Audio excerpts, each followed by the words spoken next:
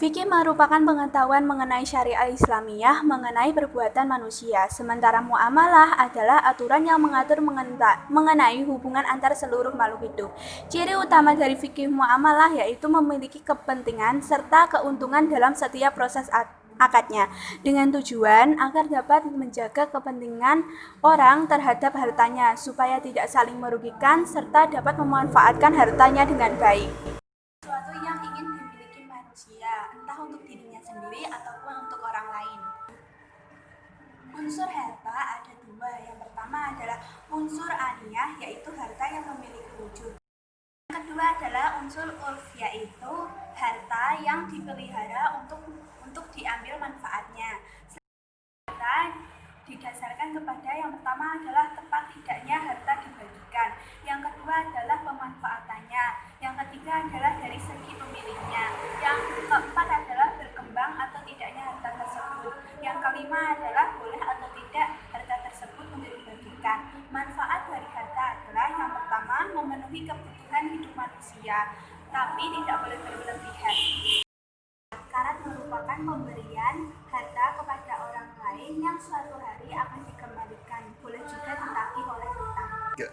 Rukunnya menurut M. Yusuf Afandi, yang pertama adalah adanya murtid, yaitu orang yang menghutangi. Yang kedua adalah adanya murtakid, orang yang berhutang. Yang ketiga adalah adanya muqtarot, yaitu barang yang dihutangkan. Yang keempat adanya sikat, yaitu akad dalam berhutang.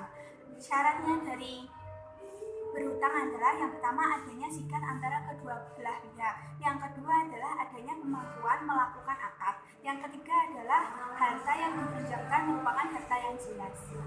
Selanjutnya adalah akad jual, beli, dan lingkupnya. Akad sendiri merupakan perikatan, perjanjian, persetujuan, dan permufakatan yang memiliki arti bahwa suatu bentuk tali ikatan antar dua orang atau lebih. Nah, rukun dari akad sendiri adalah yang pertama adalah al-aqdain, adalah pihak yang melaksanakan akad. Yang kedua adalah mahal aqdi, yaitu adalah objek yang dijadikan perjanjian atau akad. Yang selanjutnya adalah sighat al-aqdi atau ungkapan imbal balik, jadi jawaban atas akad yang sudah diucapkan. Syarat-syarat dari terjadinya akad adalah adanya pihak-pihak yang melakukan akad. Selanjutnya adalah syarat dari objek yang dijadikan akad adalah berbentuk harta, memiliki nilai, dan harta tersebut benar-benar milik seseorang yang ingin menjual. Selanjutnya adalah ijaroh dan ujaroh dan segala ruang lingkupnya. Ijaroh dan ujaroh sendiri sebenarnya adalah dua kata yang berbeda, namun memiliki makna yang sama, yaitu menjual manfaat baik dari suatu benda atau jasa atau imbalan dari tenaga seseorang. Jadi biasa kita sebut ijaroh adalah upah. Dasar hukum dari ijaroh adalah menurut jumhur ulama adalah mubah atau boleh bila dilaksanakan sesuai dengan yang disyariatkan oleh Al-Quran. Rukun dari ijaroh sendiri adalah yang pertama adanya akid, orang yang berakad. Selanjutnya adalah adanya sighat akad. Yang kedua adalah pasti adanya ujaroh. Nah, syarat dari ijaroh sendiri adalah adanya akid. Yang kedua adalah sighat akad antara mujir dan mustajir. Selanjutnya adalah yang pastinya adanya ujaroh atau upah. Selanjutnya adalah bai. Bai merupakan pertukaran barang yang memiliki nilai atau manfaat yang sama, atau biasa kita sebut sebagai barter. Nah, dalam bai sendiri terdapat syarat di mana barangnya boleh ditukar. Yang pertama adalah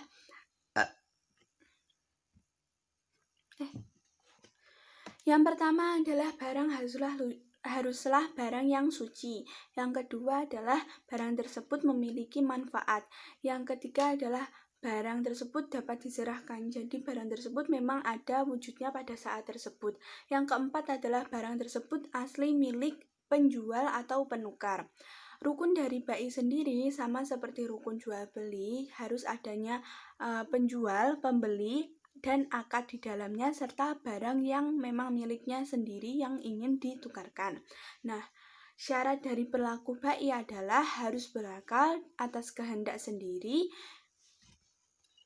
barang dijual atau ditukar atas kehendak sendiri, dan tidak berlebihan atau tidak boros dalam tukar-menukar barang. Sesuatu harta yang dipinjamkan kepada orang lain dengan tujuan agar harta tersebut dapat dimanfaatkan.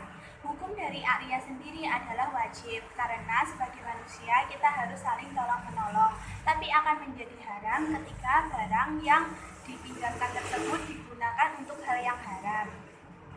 Syarat dari Arya sendiri adalah yang pertama, pelaku telah balik dan berakal. Yang kedua, orang yang meminjamkan benar-benar pemilik barang. Yang ketiga adalah orang yang meminjam harus kita ketahui jelas. Yang keempat adalah orang yang meminjamkan harus tasarrufatau atau ahliyatul. Yang kelima adalah barang yang dipinjamkan memberi manfaat kepada peminjam. Adalah menahan satu harta milik peminjam atas pinjaman yang dia terima. Manfaatnya adalah menjaga kemungkinan dari peminjam yang lalai. Yang kedua adalah memberikan keamanan kepada kedua belah pihak. Adalah adanya akad, ijab, dan qabul. Selanjutnya adalah adanya akid atau orang yang menggadaikan barang. Selanjutnya adalah barang yang menjadi jaminan. Syaratnya adalah adanya rahin dan murtahin, adanya sighat atau akad, dan adanya marhun bih. Selanjutnya adalah syirkah, merupakan harta yang digabungkan. Hukumnya adalah mubah. Rukun dari syirkah sendiri adalah adanya sighat. Yang kedua adalah adanya pihak-pihak yang melakukan syirkah tersebut. Yang ketiga adalah pokok pekerjaan dilakukan bersamaan. Nah, selanjutnya adalah syarat dari syirkah sendiri adalah modal berupa uang tunai.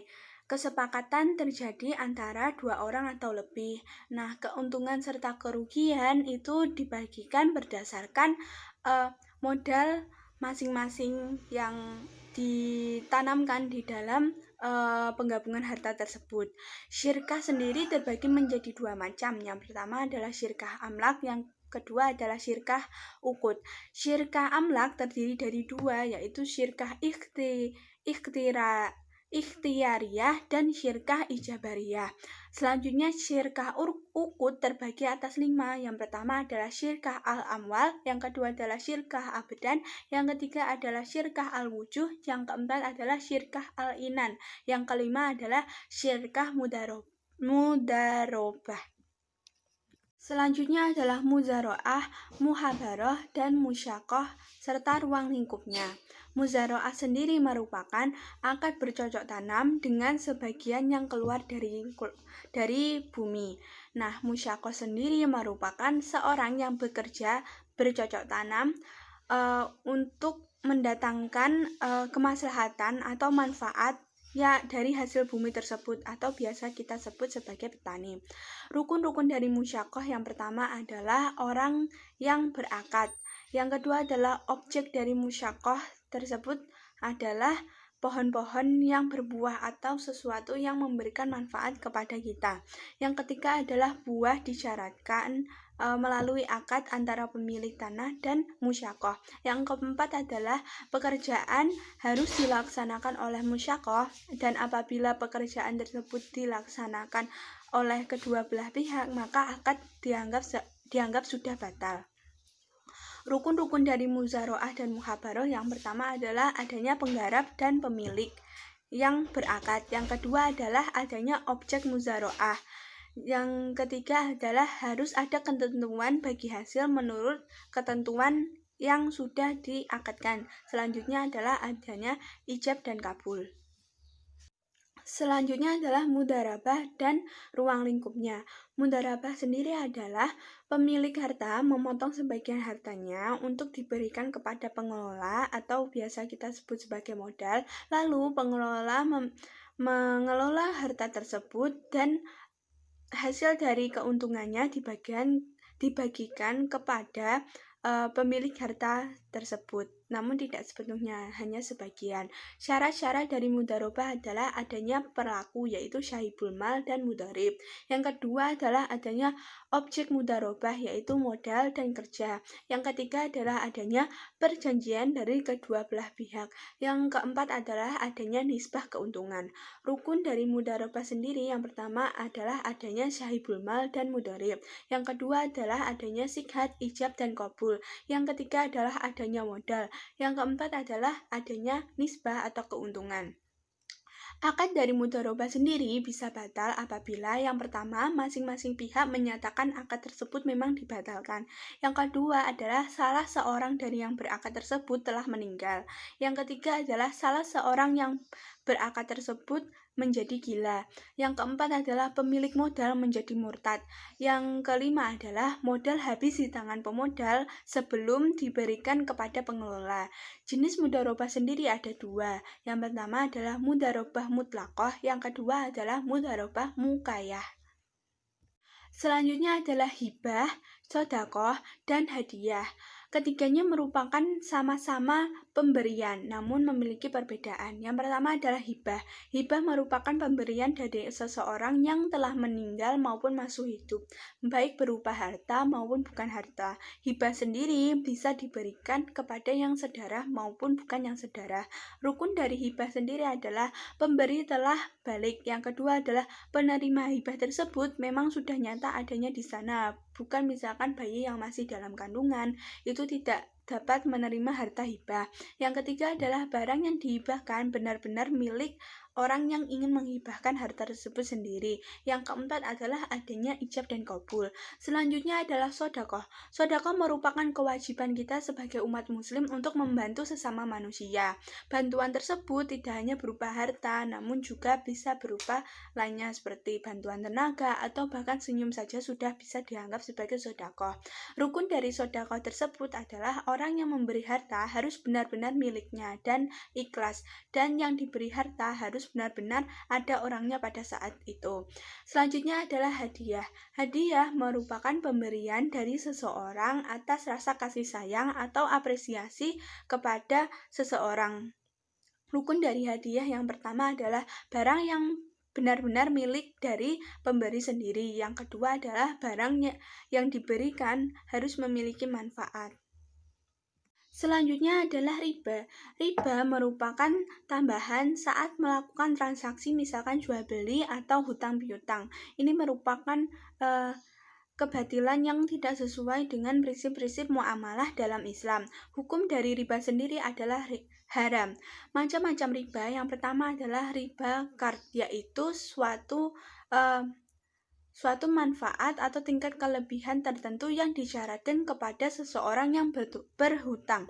Yang kedua adalah riba jahiliyah, yaitu hutang yang dibayarkan lebih dari pokoknya karena peminjam itu tidak memberikan uang pinjamannya sesuai dengan waktu yang ditetapkan. Yang kedua adalah riba fadl, yaitu pertukaran antar barang yang tidak sesuai atau tidak setingkat nilai barang yang ditukarkan. Yang keempat adalah riba nasi'ah, yaitu penangguhan atau penyerahan penerimaan barang jenis ribawi dengan barang jenis ribawi lainnya. Jadi pertukaran antar barang riba. Ini adalah munahakat berserta ruang lingkupnya. Ruang lingkup dari munahakat tersebut adalah yang pertama adalah meminang. Meminang adalah proses sebelum menikah. Jadi ketika kita mencari seseorang yang benar-benar tepat untuk diajak menikah, atau biasanya proses tersebut disebut sebagai proses ta'aruf. Yang kedua adalah menikah. Menikah sendiri sesuai dengan syariat. Dalam Islam ada ketentuan-ketentuannya sendiri untuk membangun keluarga yang sakinah, mawadah, dan warohmah. Selanjutnya adalah talak. Talak sendiri merupakan keputusan untuk memutus tali pernikahan, dan talak sendiri tidak baik menurut ajaran Islam.